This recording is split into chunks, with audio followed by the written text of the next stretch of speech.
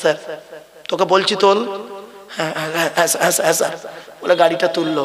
শোনেন ভাবেন, তুললো, তোলার পরে আপনাকে কি বললো? থানার ওসি বললো আপনি আমার গাড়িতে উঠুন। গাড়িতে উঠলেন, থানার ওসিকে বললো, থানার ওসি হাতি গাড়ির ড্রাইভারকে বললো তুই আমার পেছনে পেছনে আয়। আপনার থানার ওসি করলো কি, আপনি একজন মুসলিম, থানার ওসি ছিল হিন্দু, আপনাকে এনে আপনার গাড়িতে বাড়িতে নামিয়ে দিল, মোটরসাইকেলটা বাড়িতে নামিয়ে দিল, চলে গেল দুজনে দুদিকে। আপনি বাড়ি থেকে স্ত্রীকে বললেন স্বরূপনগর থানার ওসি খুব ভালো মানুষ, আমারে বাড়ি পৌঁছে দিল। কি বুঝলেন? কিছু বুঝতে পারছেন না? আল্লাহ বলছে শোন, আমি টাইমিংটার জন্য আমি আল্লাহ তোর কাছে হাজির হয়েছিলাম। আমি আমার দেহ নিয়ে তোর কাছে হাজির হব না, আমি ব্যক্তির মাধ্যমে তোর কাছে হাজির হয়েছিলাম। কিরকম? আমি আল্লাহ, নইলে থানার ওসিকে, ও তো তেঁতুলিয়া ওই রোডটাই থাকার কথা, ও কি করতে এই রোডে ঢুকবে? আমি আল্লাহই ওকে পাঠালাম, মনটা ঘুরিয়ে এই রোগেই পাঠিয়েছিলাম। হাতি গাড়িটা এই দিকে আসবে কেন? ও তো তরণীপুরের থেকে ওদিক থেকে বনগাঁয় চলে যাবার কথা, ওকে ঠিক এই দিকেই টাইমে নিয়ে এসছি। কারণ আমি আল্লাহ জানি তুই তো বেয়াদব, তুই তো অভদ্র, তুই তো বেনামাজি, তোর তো আমি চাইনি রে। তোর বাম্মাটা কাঁদছে, তোর বাচ্চা ছেলে মেয়েগুলো কাঁদছে, তোর স্ত্রীটাও সতী মহিলা, সেও কাঁদছে, তাদের কান্না সহ্য না করতে পেরে তোকে আমি তার বাড়িতে পৌঁছে দিলাম। টাইমিংটার জন্য আমি আল্লাহ তোর কাছে হাজির হয়েছিলাম, তুই কিন্তু জানতেই পারলি না। জোরে বলে বন্ধু বাড়ি থেকে ভাববেন, এই যে এক্সাম আল্লাহ বলছে আমি তোদের কখন কোন সময় উপস্থিত তোর কাছে হই তুই জানিস না। এই জন্য পৃথিবীতে যদি ভক্তি যদি করতে হয়, মানে বিশ্বাস যদি করতে হয় 100% আমাকেই বিশ্বাস করবি, আর পৃথিবীতে আর একজনকে বিশ্বাস করবি। শুনে রেখে দে, শুনে রেখে দে, তোর জন্য কেউ কাঁদে না রে, তোর জন্য কেউ কাঁদে না। এই পৃথিবীর জমিনে যে কাঁদে সে স্বার্থের কান্না কাঁদে, ঠিক না বেঠিক? তোর মা কাঁদে স্বার্থের জন্য, তোর বাপ কাঁদে তোর জন্য স্বার্থের জন্য, তোর স্বামী তোর জন্য কাঁদে স্বার্থের জন্য, তোর স্ত্রী তোর জন্য কাঁদে স্বার্থের জন্য, তোর ছেলে মেয়ে তোর জন্য কাঁদে স্বার্থের জন্য। পৃথিবীতে একজন আছে রে নিঃস্বার্থ কান্না কাঁদে তোরই জন্য, তোরই জন্য। সে তার নিজের জন্য কাঁদে না, সে তোর জন্যই কাঁদে। সে হলো কে? সেই আজ থেকে এখান থেকে ৬০০০ কিলোমিটার দূরে সবুজ গম্বুজের তলায় একজন শুয়ে আছে, তার নাম হলো বিশ্ব নবী মুহাম্মদ সাল্লাল্লাহু আলাইহি ওয়াসাল্লাম। জোরে বলো সুবহানাল্লাহ। নবী মুহাম্মদ সাল্লাল্লাহু আলাইহি ওয়াসাল্লাম বলে আল্লাহ গো আমার উম্মতের কি হবে, উম্মতের কি হবে? তাই আল্লাহ বলছেন শোন, এই পৃথিবীতে 100% ভালো তোকে যদি বাঁচতে হয় আমি আল্লাহই তোকে বাসি, আর আমার নবী তোকে বাসে, কিন্তু তুই বুঝতেই পারিস না। তোকে এই জন্য বলছি পৃথিবীতে যতদিন বাঁচবি 4টে কাগজ ঠিক রাখবি, আমার 2টো কাগজ ঠিক রাখবি, আর মোহাম্মদের 2টো কাগজ ঠিক রাখবি। এই পৃথিবীর জমিনে তোর গায়ের লোম কেউ টলাতে পারবে না। 1 নম্বর হলো আল্লাহকে 100% বিশ্বাস করবি। 2 নম্বর হলো পৃথিবীতে যতদিন বাঁচবি মানুষের সঙ্গে ভালো ব্যবহার করবি, মানুষের উপকার করতে না পারলে ক্ষতি করতে যাবি না। 2 নম্বর। 3 নম্বর কি? নবী বলেছেন আমার 2টো কাগজ লাগবে। 1 নম্বর 2 ঠোঁটের মাঝখানে, 2 ঠোঁটের মাঝখানে জিভটাকে ঠিক করবি, হারাম খাবার খাওয়া থেকে জিভটাকে ঠিক করবি, বাজে ভাষা বলা থেকে জিভটাকে ঠিক করবি, পরনিন্দা পরচর্চা করা থেকে জিভটাকে ঠিক করবি, আর লজ্জাস্থানকে হেফাজত করবি। 4 নম্বর 2 রানের বীজখানে লজ্জাস্থানকে হেফাজত করবি। এই 4টে কাগজ যদি তোর ঠিক থাকে এই পৃথিবীটা তোর নামে লিখে দেবো, কিয়ামতের মাঠে জান্নাতুল ফেরদাউসটা তোর নামে লিখে রেখে দেবো। যান বাড়ি চলে যান এবার। এই 4টে কাগজ যদি ঠিক থাকে আপনি জানবেন পারফেক্ট লোক। দাড়িওয়ালা হতে পারে, দাড়ি চাচা হতে পারে, আর টুপিওয়ালা হতে পারে, টুপি ছাড়াও হতে পারে। মনে রাখবেন আমাদের মাথায় ঢোকানো হয় কি জানেন? মুসলমান মানে হচ্ছে গালে দাড়ি, মাথায় টুপি, বড় পাঞ্জাবি, আর গরুর গোস্ত খাও, লজ্জাস্থান আগে চামড়া কাটো, তুমি একজন মুসলমান। ভুল কথা গো বাপ, মনে রাখবেন এটা পুরোপুরি ভুল কথা। এটা হচ্ছে রসুলের সুন্নাত, দাড়ি রাখাটা সুন্নাত, এটা ফরজ নয়, কিন্তু হালাল খাবার খাওয়াটা ফরজ, ঠিক না বেঠিক? বাড়ি থেকে একটু ভাববেন। তাই কবরে দেহটা টাটকা রাখবেন কিভাবে শুনে নিন। আর 2-একটা কথা বলে দেবো। কবরে দেহটা টাটকা রাখতে গেলে সূরা মুলক, আমার মা বোনদের বলি, কোরআনের সূরা মুলক, এই পৃথিবীতে বিবি বাচ্চা ছেলে মেয়ে বাপ মা কেউ সাথে যাবে না। যেদিন মরে যাবেন বন্ধুরে সেই দিন লাশটাকে তুলে নিয়ে চলে যাবে, সাথে কেউ যাবে না। সেই জন্য পৃথিবীতে যে কদিন বাঁচবেন ভালো কাজ করে যাবেন। কবরে লাশ টাটকা থাকবে কিভাবে শুনে নিন। প্রত্যেকটা কয়েক কটা লাশ কবরে মাটি খেতে পারে না। 1 নম্বর হলো নবীদের দেহ মোবারক, প্রত্যেকটা নবীর দেহ মোবারক কবরে টাটকা আছে, জোরে বলুন সুবহানাল্লাহ। 2 নম্বর মুহাম্মদ সাল্লাল্লাহু আলাইহি ওয়াসাল্লামের দেহ কবরে টাটকা আছে, তার প্রমাণ বলবো, দেবো প্রমাণ দেবো, শুনে নিন।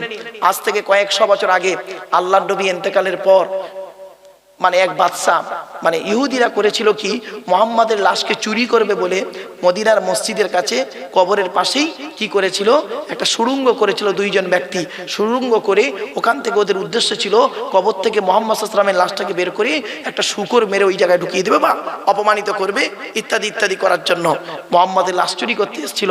কিন্তু সেইখানে একটা কথা হলো কি জানেন, বাদশা নুরুদ্দিনকে আল্লাহর নবী স্বপ্নে দেখিয়ে দিলেন। বাদশা নুরুদ্দিন এসে সেই লোক দুটোকে ধরে ফেললো।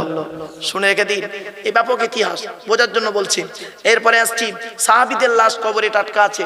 শুনে রেখে দিন, একজন ব্যক্তি ছিলেন, লোকটার নাম হলো আমর জামু। কি বললাম? আমর জামু। মা বোনেরা, বাবাজিরা শুনে নিন, তিনি ছিলেন একজন পয়সাওয়ালা লোক। তার কাছে তিনি একজন নবীর কাছে এসে বলছেন, হে নবী, পৃথিবীতে আল্লাহ আমার অনেক অর্থ দিয়েছে, টাকা পয়সা কোথায় ব্যয় করবো, আল্লাহ যদি খুশি হতেন একটু বলে দিতেন, তাহলে আমি সেই জায়গায় ব্যয় করতাম। তো আল্লাহ পাক কোরআন বললেন, ইয়াসআলুনাকা মাযা ইউনফিকুন কুল মা আনফাকতুম মিন খায়রিন ফালিল ওয়ালিদাইনি ওয়াল আকরাবিন। হে নবী, তোমাকে ওরা প্রশ্ন করছে টাকা পয়সা কোথায় ব্যয় করবে, তোমরা তোমাদের টাকা পয়সাগুলো বুড়ো বুড়ি বাম্মার পিছনে ব্যয় করো, আর স্ত্রী ছেলে মেয়ের পিছনে ব্যয় করো। তো ওই সাহাবী বাম্মার পিছনে ব্যয় করেছিলেন, ছেলে মেয়ের পিছনে, স্ত্রীর পিছনে ব্যয় করেছিলেন টাকা পয়সা, গরিব ফকির এতিম মিসকিনদের পিছনে ব্যয় করেছিলেন। ওই সাহাবী মারা গেছে, শহীদ হয়েছিলেন, উহুদের যুদ্ধের ময়দানে শহীদ হয়েছিলেন। বাম হাতে ওনার চোট হয়েছিল, মানে বাম হাতে চোট হয়েছিল, উনি শহীদ হয়ে গেলেন। ওই অবস্থায় ওনাকে মাটি দেওয়া হয়েছিল। মরণের 40 বছর পর, কত বছর? 40 বছর পরে কবরটা খুলে দেখা যাচ্ছে সেই টাটকা রক্ত আজও পর্যন্ত বের হয়ে যাচ্ছে। জোরে বলুন সুবহানাল্লাহ। হে বন্ধু, দেহটা টাটকা রাখবেন কিভাবে, বাড়িতে গিয়ে ভাববেন। তাই অনেক কথা আপনাদেরকে, খাওয়া দাওয়া হয়ে গেছে, অসুস্থ মানুষ অনেকে, সুস্থ মানুষ অনেকে, তাই আপনাদেরকে বললাম মাফেরা, বড় কষ্ট দুঃখ বেদনা হয়। আজকে আমি এই জলসাতে আসতে পারলাম না, সেজন্য মনের দিক থেকে খুবই ভেঙে পড়লাম যে আমি সঠিক টাইমে আসতে পারিনি। কিন্তু কি বলবো, এদিকে এক পীর সাহেব পীরের আওলাদ, ওদিকেও এক পীরের আওলাদ, কাকে বাঁচাই আর কাকে ধরি। যদি ওখানে যদি ছেড়ে চলে আসি, ওখানে বেইজ্জতি করা হবে, আর বেইজ্জতি করলে আপনারাই তো আমাকে বলবেন যে এ মাওলানা সাহেব হুজুরদের বিরোধী, এই বলে আমার ফতোয়া দিয়ে দেবেন, বাবা কাফের ফতোয়া লাগিয়ে দেবেন। আর এখানেও যদি আসতে লেট করি, তাও আবার মান সম্মানের ব্যাপার আছে। আমি খালি মানে বলি তো বা মার খায়, না বলি তো বা ব্যাং খায়। দুই নৌকার মাঝখানে আজকে আমার বাস্তব অভিজ্ঞতা, 25 বছরের একটা নতুন অভিজ্ঞতা আজ আমার মাথায় ঢুকলো। সেজন্য আপনাদেরকে বলি, বাপ এত কোনো কথা আপনাদেরকে বললাম।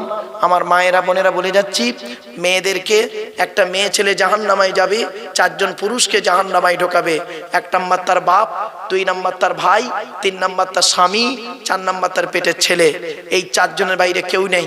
একজন মেয়ে ছেলে জান্নাতে যাবে 3টে কাজ করলে। 1 নাম্বার, মেয়েটি যদি 5 ওয়াক্ত নামাজ আদায় করতে পারে, ওই মেয়েটি যদি রমজান মাসে রোজা আদায় করতে পারে। 3 নাম্বার, ওই মেয়েটি যদি নিজের সতীত্বকে বজায় রেখে, ভাষাটা একটু ফলো করুন, নিজের সতীত্বকে বজায় রেখে স্বামীর সেবা করতে পারে, জান্নাতের যে কোনো দরজা দিয়ে জান্নাতে প্রবেশ করবে। জোরে বলুন সুবহানাল্লাহ। আর পুরুষদের জান্নাত পাওয়া আরো সহজ মেয়েদের থেকে, বলবো হ্যাঁ, পুরুষদের জান্নাত পাওয়া মেয়েদের থেকে আরো সহজ। মেয়েদের তো 3টে, পুরুষদের আরো কম। কত শুনবেন? সংক্ষেপে বলে দিচ্ছি। নামাজ পড়তে হবে, রোজা রাখতে হবে, অর্থ থাকলে হজ করতে হবে, যাকাত আদায় করতে হবে, স্ত্রীর হক আদায় করতে হবে, পিতামাতার সেবা যত্ন করতে হবে, আর ছেলে মেয়ের হক আদায় করতে হবে, তাদের খেয়াল রাখতে হবে। শুধু তাই না, প্রতিবেশীর উপকার করতে হবে, ভাই ভাই মিলেমিশে চলতে হবে, তাদের উপকার করতে হবে, হালাল ইনকাম করতে হবে, হালাল খাবার খেতে হবে। এত কিছু করার পরে আবার মালটাকে দাঁড়ি পাল্লায় মাপা হবে। ভেবে দেখবেন কোন মৌলভী সাহেব বলেছে, কোন মৌলভী সাহেব বলেছে কি এটা করলে জান্নাতি, ওটা করলে জান্নাতি। ওই শুনে একদম চিৎপাত হয়ে শুয়ে আছে। বোকা, পৃথিবীতে জান্নাত পাওয়া কঠিন, জাহান্নাম পাওয়া সহজ। আবার বলছি, জান্নাত পাওয়া কঠিন, জাহান্নাম পাওয়া সহজ। জান্নাত পাওয়া কঠিন, জাহান্নাম পাওয়া সহজ। মনে রাখবেন, কথাগুলো সাময়িক শুনতে খারাপ লাগবে। ছেলে মেয়েদেরকে লেখাপড়া শেখাবেন, বারে বারে বলে যাচ্ছি। কেন জানেন? কোরআনে লেখা আছে 82 জায়গায় নামাজের কথা, কিন্তু 92 জায়গায় লেখাপড়ার কথা আছে। সবরের কথা আছে কোরআনে 104 জায়গায়। কি সবর করেছেন, লকডাউনে কদিন খাওয়া ডিস্টার্ব হয়েছে তাই একদম উনি ভেঙে পড়েছে। আল্লাহ বলছে বোকা কোথাকারে, পৃথিবীতে যত মুসিবত বালা এসেছে নবীদের উপরে, কি 1 নম্বর আদম নবী সামান্য গন্ধম ফল খাওয়ার কারণে 350 বছর চোখের পানি ফেলতে হয়েছে, ঠিক না বেঠিক? নূহ নবী 950 বছর চোখের পানি ফেলেছে। ইব্রাহিম নবী আগুন কুণ্ডে ফেলে দেওয়া হলো, আবার ওখান থেকে তুলে নেওয়া হলো, আবার নিজের ছেলের গলায় ছুরি চালাতে হলো। কি টেনশন মুসিবতে পড়েছেন। আল্লাহ বলছেন জাকারিয়া নবী মাথা থেকে চিরে দেওয়া হলো। আল্লাহ বলছেন কি টেনশনে তোরা পড়েছিস? রাঘব পার্টির মানুষেরা সামান্য কদিন লকডাউন হয়েছে, এমনি দিনে দু রকম তরকারিতে ভাত খাস, লকডাউনে 3-4 রকম দিয়ে ঢুকিয়েছিস, মনে নেই? তাই না? শুধু তাই নয়, আল্লাহ বলছে শোন, তোদের আর একটা নবী নাম হলো তার ইউসুফ নবী, ভাইয়েরা মিলে কুয়ায় ফেলে দিল, ওখান থেকে তাকে তুলে নিয়ে মিশরের বাদশা করে দিলাম। শুধু তাই নয়, তোদের আর একটা নবী নাম হলো তার ইউনুস নবী, মাছের পেটে ঢুকে গেল, মাছের পেট থেকে বের করে তাকে আবার পুনরায় ফেরত দিলাম। তোদের আর একটা নবী নাম হলো তার আইয়ুব নবী, 18 বছর রোগে রেখে দিলাম, আবার তার রোগ থেকে মুক্তি দিলাম। তোদের আর একটা নবী নাম হলো তার, কে জানেন? নাম হলো তার মুসা নবী, ফেরাউনের ঘরে তার মানুষ করলাম, করে তার সঙ্গে তার যুদ্ধ লাগলো, আমি করলাম কি ফেরাউনকে ডুবিয়ে মারলাম। ফেরাউনের লাশকে আজও পর্যন্ত মিশরের উলা মিউজিয়ামে রয়েছে। সারা পৃথিবী গবেষণা করে পারছে না যে সর্বনাশ ফেরাউনের লাশ কি করে টাটকা থাকতে পারে। আজও পর্যন্ত ফেরাউনের লাশে পচন ধরে নে, 3600 বছরের লাশ বাপেরা, আজও পর্যন্ত পচন ধরে নে। কোরআনের এই আয়াতকে নিয়ে গবেষণা করলো কে? 11 নম্বর পারায় আছে ডক্টর মরিস বুখাইরি, উনি একজন খ্রিস্টান। লাস্টেই ফেরাউনের এই লাশকে নিয়ে গবেষণা করতে গিয়ে পরবর্তীতে ইসলাম গ্রহণ করে একটা বই লিখলেন, the Bible, the Quran and science. তোদের আর একটা নবী আল্লাহ বলে নাম হলো তার ঈসা নবী, বিনা বাপে তাকে পৃথিবীতে পাঠালাম, তাই লোকে অপমানিত করতে লাগলো, আমি তাকে সম্মান দিয়ে পৃথিবীতে রেখে দিলাম।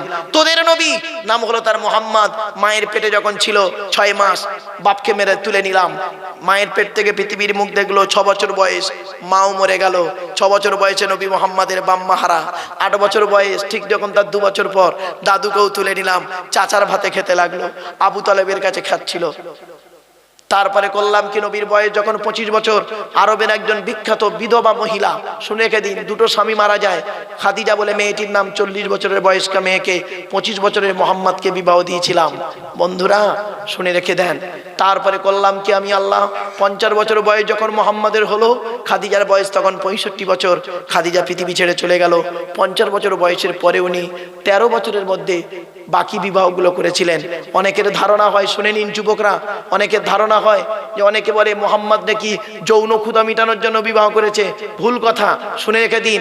যৌন ক্ষুধা মিটানোর জন্য যদি নবী বিবাহ করত, 25 বছরের নবী মোহাম্মদ ওই 40 বছরের বয়স্কা মেয়েকে বিবাহ করতেন না, 16 বছরের একটা সুন্দরী মেয়েকে বিবাহ করতে পারতেন, ঠিক না বেটি? আর যদি ওনার বিবাহ করার খুব যৌন ক্ষুধা খুব থাকতো, বিবাহ করার ইচ্ছা যদি থাকতো, তাহলে ওই 25 বছর বয়স একটা বিয়ে করেছিল, ওটা নাই মানে হয়ে গেছে, বলতে পারতেন 30 বছর বয়সে আর একটা করতে পারতো, 35 বছর বয়সে আর একটা করতে পারতো, 40 বছর বয়সে আর একটা করতে পারতো। উনি করলেন কি, 50 বছর বয়সে যতদিন খাদিজা বেঁচে ছিলেন ততদিন দ্বিতীয় কোনো বিবাহ করেননি। কি বুঝলেন? তখন বয়স ওনার 50 বছর পার। শুনে রেখে দিন, বিজ্ঞান আমাদের বলে তিনি পৃথিবীতে 63 বছর বেঁচে ছিলেন, তো 50 থেকে 51 বছরের পরে তিনি বিবাহ করেছেন অতগুলো বিবাহ। শুনে রেখে দিন, বিজ্ঞান বলে পুরুষদের যৌন ক্ষুধা শুরু হয় 16 বছর, 14 থেকে 16 বছর থেকে স্টার্ট, 14 থেকে স্টার্ট হয়। ভারতীয় ছেলেদের কথা বলছি, কারণ প্রত্যেকটা দেশের ছেলেদের আলাদা, মেয়েদেরও আলাদা, এই জন্য এই জিনিসগুলো বুঝতে হয়। আমরা তো বুঝি না। ভারতের ভৌগোলিক পরিবেশ আর আরবের ভৌগোলিক পরিবেশ দুটো কিন্তু এক নয়। আমরা ফটফট করে ফতোয়া দিয়ে ফেলি, বাবা বুঝি না, এই জন্য লেখাপড়া করতে হয়। তো ভারতীয় পুরুষরা মানে পুরুষত্ব হয়, মানে নাবালেগ থেকে সাবালেগ হয় ওই 13+14 বছর, 14-র পর থেকে তারা সাবালেগ হয়। আর কত বছর তাদের যৌন ক্ষুধাটা থাকে? খুব কম করে হলে 45-এর পর থেকে তাদের যৌন ক্ষুধাটা আস্তে আস্তে আস্তে আস্তে নামতে শুরু করে। 50 বছরের পর থেকে যদি তার 50 বছরের বয়সের ভেতরে যদি সুগার ঢুকে যায় তাহলে আরো তার কমে যায়, আর তারপরে আস্তে আস্তে আস্তে আস্তে কমতে শুরু করে। তো মুহাম্মদ সাল্লাল্লাহু আলাইহি ওয়াসাল্লাম 50 বছর বয়স যখন হলো তারপরে উনি বিবাহগুলো করেছিলেন। ভেবে দেখেছেন কোনোদিন? কোনোদিন ভাবেননি। তারপরে নবী মুহাম্মাদের বয়স যখন 50 বছর হলো, মক্কা থেকে মদিনায় চলে গেলেন, আবার মদিনায় থেকে মক্কায় এলেন, তারপরে পৃথিবী ছেড়ে তিনি বিদায় নিলেন। আল্লাহ বলছে, তোদের কি কষ্ট হয়েছে রে উহুদের যুদ্ধের ময়দানে, মুহাম্মাদের দাঁতটাও ভেঙে গেল, ঠিক না বেটি? আর এরা সামান্য কদিন লকডাউন হয়েছে, তাই উনি একেবারে ভেঙে পড়েছে। ও বাবা, আল্লাহ বলছে, বোকা কোথাকারে, এই লকডাউনটা দিয়েছি, এই যে মুসিবতটা দিয়েছি, করোনা রোগটা, তোদের শিক্ষার জন্য। প্রত্যেক 100 বছর অন্তরে একটা করে বিপদ আমি দিই। 1720 সালে একটা বিপদ দিয়েছিলাম, চোখে দেখতে পেয়েছিলিস, হাজার হাজার লোক মরে গিয়েছে, তোরা জানিস না, তোদের আত্মীয়রা জানতো।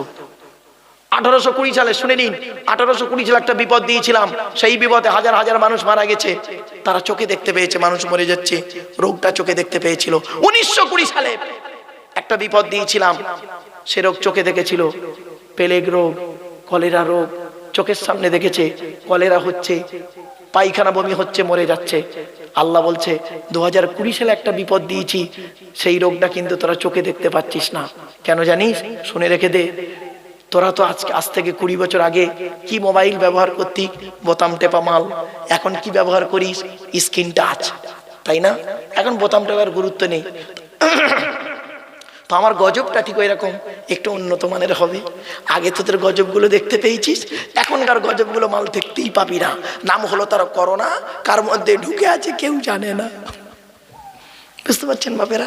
আবার বলছে, এই করোনা দিয়েছিলাম তোদের সাবধান হওয়ার জন্য। হ্যাঁ, সাবধান নয় তোরা কি করলি? এই নদীর এলাকার লোকগুলো বহুত বদমাইশ হয়ে গেছিলিস না? আমি ফেরেশতাদের বললাম, এই এক কাজ করতো, এই উড়িষ্যা থেকে শুরু কর, উড়িষ্যা, দক্ষিণ 24 পরগনা, উত্তর 24 পরগনা, হাওড়া, হুগলি, মেদিনীপুর, এদিকে গিয়ে বাংলাদেশের কিছু অংশ ঝড় দে। নাম হলো তার আমফান। আমফান ঝড় উঠেছে, আমফান ঝড় উঠেছে, কয়েকশো কিলোমিটার বেগে ঝড় হচ্ছে, ঘরের টিন উড়ে চলে যাচ্ছে 3 কিলোমিটার দূরে। ও বাবা, লোক তখন ঘরের ভিতরে ঢুকে পাচ্ছে বউ বাচ্চা নিয়ে। সেই সময় করেছে কি, রাঘব কাঠির ধরুন একজন যুবক ছেলে, 25 বছর বয়স, 25,000 টাকা দিয়ে একটা অ্যান্ড্রয়েড সেট মোবাইল কিনে, ভিভো কোম্পানি কিনে, ও কি করছে জানেন? কি করছে? ক্যামেরা করছে, ইউটিউব করছে, ফেসবুক করছে। আল্লাহ, আর সেই সময় করছে কি, রাঘব কাঠির একটা কি বলে আপনাদের, নারকেল গাছ, কি করছে জানেন? পুরো রুকুতে যাচ্ছে, সেজদায় যাচ্ছে, আর ও খালি ক্যামেরা করছে, ও ক্যামেরা করছে। আল্লাহ বলছে, এই ফেরেশতাদের ডেকে বলছে, এই মালটা এখানে এরকম করছে কেন রে? তখন ফেরেশতারা বলছে, আল্লাহ, ও ক্যামেরা করছে, ইউটিউব ফেসবুক করছে, ওর কমেন্ট হবে, শেয়ার হবে, তাই ওই করছে। আল্লাহ বলছে, এক কাজ কর, এত লোক বাড়ি থেকে কেউ বেরোয় না, এখন সব ঢুকে পড়েছি, আর এই মালটা বাইরে তেল হয়েছে না, এক কাজ কর, ওই নারকেল গাছটা ওর ঠ্যাঙের উপরে ফেল। নারকেল গাছটা ঠ্যাঙের উপরে পড়েছে, ঠ্যাংটাও ভেঙে গেছে, ক্যামেরাটাও ভেঙে গেছে, সব শেষ। বাপেরা, বাড়ি থেকে ভাববেন। আল্লাহ বলছে, সাবধান হ, সাবধান হ, এই বিপদগুলো দেখে তোরা পরিবর্তন হ। তাই বাপেদের বলে যাচ্ছি, 1 নাম্বার 100% ঈমান আনবেন, ভালো কাজ করবেন। আর একটা হলো কি, হিন্দু মুসলমান কাঁধে কাঁধ মিলিয়ে চলবেন। আপনাদের এখানে ভোট হয়ে গেছে? হবে, আমাদের এখানে আজ হলো। শুনে নিন, ভোট সামনে আছে, ভোট কাকে দেবেন? যাকে খুশি তাকে দেবেন, মনে রাখবেন। তবে একটা কথা বলে যাচ্ছি, স্ত্রীদেরকে বিধবা করবেন না, মাসুম মাসুম বাচ্চাদেরকে এতিম করবেন না। আপনি যাকে এমএলএ বানানোর জন্য জীবন দিয়ে চলে যাবেন, ও বেটা এমএলএ হয়ে কোনোদিন আপনার বাড়িতে আসবে না, আপনার বিধবা স্ত্রীর কাছে এসে বলবে না যে তোমার স্বামী আমাকে এমএলএ বানানোর জন্য জীবন দিয়ে চলে গেছে, আমি তো কিছুই করতে পারলাম না, তোমার স্বামীর জন্য সাদা কাগজে 1 ফোঁটা রক্ত বের করে, হাত থেকে 1 ফোঁটা রক্ত বের করে তোমার স্বামীর নামটা লিখে দিচ্ছি, এইটুকুও করবে না। তা যে আপনার জন্য দেহ থেকে 1 ফোঁটা রক্ত দেবে না, আর আপনি গোটা দেহটা তার জন্য কেন দিচ্ছেন? বোকা কোথাকারে, বউকে বিধবা করে চলে যাচ্ছেন, মাসুম মাসুম বাচ্চাদেরকে এতিম করে যাচ্ছেন, বাপ আর মাকে চোখের পানি ফেলাচ্ছেন। আপনি কি সন্তান? সন্তান আপনি? ভেবে দেখবেন। ও তো এমপি এমএলএ হয়ে কি করবে? ওর নিজেরই বউ বাচ্চারা খাবে, ওরা তো মজাই থাকবে, তোমাকে সেই চাষ করেই খেতে হবে, ঠিক না বে ঠিক? বন্ধু, মূর্খ, বোকা, অবুঝ, তারাই ছাড়া এইসব মারামারি ঝগড়া করে না, খবরদার নয়। এই আমি নিজে একজন প্রিসাইডিং অফিসার, আমার কি শুধু মৌলবি মনে করো নাকি? আমি নিজে একজন প্রিসাইডিং অফিসার ভোটের, আর ভোটের প্রিসাইডিং অফিসার কি জানেন তো, টোটাল বুথের দায়িত্ব তার পাওয়ার আছে ব্যাপক। আমি বাস্তব কথা বলে যাচ্ছি বাপ, ভোট দেবেন, ঘরের ভেতরে থাকে তো যাকে খুশি তাকে টিপবেন, মন যা চাইবে তার ভোট দেবেন। আলুর দোকানে আলু পাওয়া যায় এই জ্ঞানটা যদি থাকে, সোনার দোকানে সোনা পাওয়া যায় এই জ্ঞানটা যদি থাকে, আর ভোট কাকে দেবে আমি বলে মারামারি করে বউ বাচ্চা বিধবা করবো, ও পাঠশালায় আমি পড়িনি। এজন্য বাপেদের বলে যাচ্ছি, বাপেরা জ্ঞানী গুণী বুদ্ধিজীবী মানুষ বাপ, বাড়ি থেকে চিন্তা করবেন, আল্লাহ আপনাদের ভালো রাখুন, আর একটা হালাল খাবার খাবেন, হারাম থেকে দূরে সরে থাকবেন। বন্ধুরা, লজ্জাস্থানকে হেফাজত করবেন। কোন মেয়েকে বিবাহ করবেন যে মেয়ের ভিতরে 6টা গুণ পাবে। বন্ধুরা যারা বিবাহ করনি বলে যাচ্ছি, কোন মেয়েকে বিবাহ করবে 6টা গুণ যার মধ্যে থাকবে। 1 নাম্বার মুসলিমাতিন, মেয়েটা মুসলমান কিনা খবর নেবে। 2 নাম্বার মুমিনাতিন, মেয়েটি মোমেনা কিনা খবর নেবে। 3 নাম্বার কনিতাতিন, আনুগত্যশীলা মেয়ে কিনা খবর নেবে। মেয়েটিকে বিবাহ করার আগে খবর নিয়ে দেখবে ওই মেয়েটি ওর বাপ আর মাকে ভক্তি শ্রদ্ধা করে কিনা। যদি দেখো মেয়েটি ওর বাপ আর মাকে ভক্তি শ্রদ্ধা করে, ওই মেয়েকে বিয়ে করবেন। কারণ ওর যদি বাপ আর মাকে ভক্তি শ্রদ্ধা করে, আর যদি খবর নিয়ে দেখো ওই মেয়েটি ওর বাপ আর মাকে ভক্তি শ্রদ্ধা করে না, মানে না, খবরদার ওই মেয়ে মাস্টার ডাক্তার ইঞ্জিনিয়ারের মেয়ে হলো জীবনে ওই মেয়েকে ভিটেই তুলবে না বন্ধু। ওর নিজের বাম্মাকে ভক্তি করে না, তোমার বাম্মার পাতে এক থালা ভাত দিতে সহজে যাবে না। 3 নাম্বার 4 নাম্বার হলো তাইবাতিন, অনুশোচনাকারী মেয়ে কিনা খবর নেবেন। 5 নাম্বার হলো আবিদাতিন, ইবাদতকারী মেয়ে কিনা খবর নেবেন। মেয়েটি নামাজ পড়ে কিনা খবর নেবেন, মেয়েটির চরিত্রটা ঠিক আছে কিনা খবর নেবেন। 5 নাম্বার 6 নাম্বার সাইহাতিন, রোজাদার মেয়ে কিনা খবর নেবে। এই 5টা গুণ বিশিষ্ট 6টা গুণ বিশিষ্ট মেয়েকে বিবাহ করো, ওই মেয়েকে নিয়ে সংসার করো, সুখের দিনে সুখটা ভোগ করো, দুঃখের দিনে দুঃখটা সহ্য করে যদি যাও, আল্লাহ কিয়ামতের মাঠে জান্নাতুল ফেরদাউস দিয়ে দেবে। আর কোন ছেলেকে জামাই করবেন? আমার মা বোনরা বসে চিন্তা করছে, মারুফ ভাই শুধু মেয়েদের বলছে, ছেলেদের বলে না। আমি বলে দিচ্ছি কোন ছেলেকে জামাই করবেন। খালি একলা বাপের একটা মেয়ে ছেলে দেখে ছুটবেন, কপালে বজ্রাঘাত পড়ে যাবে। বলে দিচ্ছি সব একলা বাপের একটা ছেলে সমান নয়, বাস্তব কথা বলে দিচ্ছি। কোন ছেলেকে স্বামী হিসেবে গ্রহণ করবে, কোন ছেলেকে জামাই করবে, যে ছেলের ভিতরে 2টো গুণ পাবে। কটা? 2টো গুণ। কি কি? 1 নাম্বার, ছেলেটি সৎ ছেলে কিনা খবর নেবে। সৎ, সৎ শব্দটার ভিতরে নামাজি, পরেশগার, ইবাদত, বন্দেগী, ভদ্রতা, নম্রতা সব ঢুকে পড়বে। সৎ যাকে তাকে বলে না, শুধু দান করে বলে সৎ নয়। সৎ শব্দটার ব্যাখ্যাটা হলো সব জিনিস ওর ভিতরে থাকবে। ঠিক না ঠিক? 1 নাম্বার ছেলেটি সৎ কিনা খবর নেবে। 2 নাম্বার হলো ছেলেটি কর্মী কিনা খবর নেবে। কুড়ে হলে খবরদার জামাই করো না। কারণ কোটিপতির ছেলে যদি কুড়ে হয়, 2 দিন পর 2 বছর পরে বাটি ধরবে, বাটি। আর যদি মেয়ে গরিব ঘরের ছেলে পরিশ্রমী হয়, 2 বছর পরে বিল্ডিং বানানোর মানসিকতা তৈরি করবে। এই জন্য ছেলেদের 2টো গুণ, মেয়েদের 6টা গুণ। কেন মেয়েদের 6টা গুণ আছে? তার অনেক কারণ আছে বাবা। বাস্তব কথা বলে গেলাম, কথাগুলো সাময়িক শুনতে খারাপ লাগবে।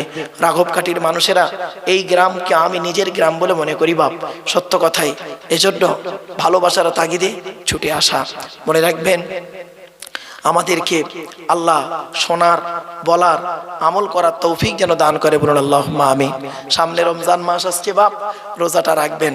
অনুরোধ করে বলে যাচ্ছি, নামাজ পড়ুন, রোজা রাখুন, অর্থ থাকলে হজ করুন, যাকাত আদায় করুন, স্ত্রীর হক আদায় করুন, পিতামাতার সেবা যত্ন করুন, ভাই ভাই মিলেমিশে চলুন, প্রতিবেশীর উপকার করুন। মানুষের উপকার করতে না পারলে ক্ষতি করতে যাবেন না। হিন্দু মুসলমান কাঁধে কাঁধ মিলিয়ে চলবেন। খবরদার কোনোদিন ও হিন্দু ও মুসলিম এই পার্থক্যটা করতে যাবেন না। সৃষ্টিকর্তার আরাধনা উপাসনার পদ্ধতিটা আমাদের আলাদা হতে পারে। মানুষের এই প্রত্যেকেই হলাম আদমের সন্তান। ঠিক না বেঠিক? এটা মাথায় রাখুন। কোথায় স্বর্গ কোথায় নরক কে বলে তা বহুদূর। মানুষের মাঝে স্বর্গ নরক, মানুষেতে সুরাসুর। ছেলে মেয়েদেরকে লেখাপড়া শেখান। বন্ধুরা, লেখাপড়া ছেড়ো না। শিক্ষাই হলো জাতির মেরুদণ্ড। আর সামনের দিকের পাটা ফেলো সাবধানে, পেছন দিক থেকে পাটা তুলবে সাবধানে।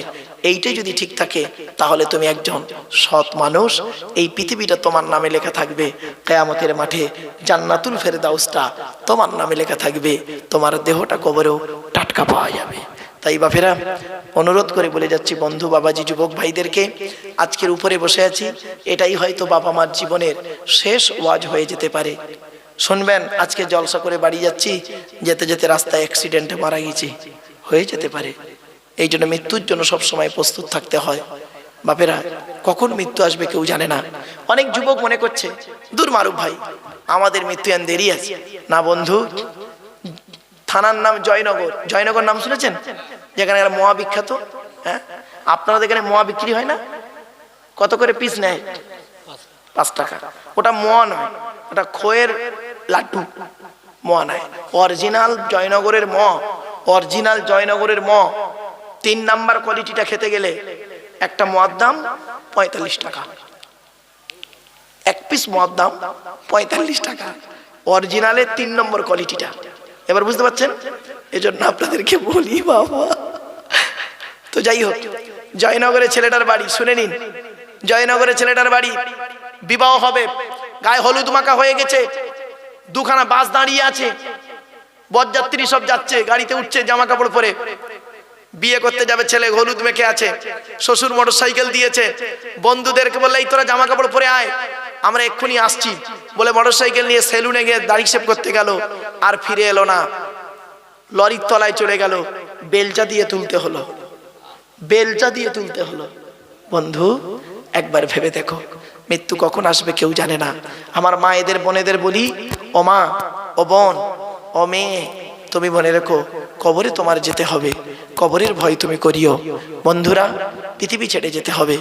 এই পৃথিবীতে যে কদিন বাঁচি, ঈমান নিয়ে যেন থাকতে পারি, ঈমান নিয়ে যেন আমরা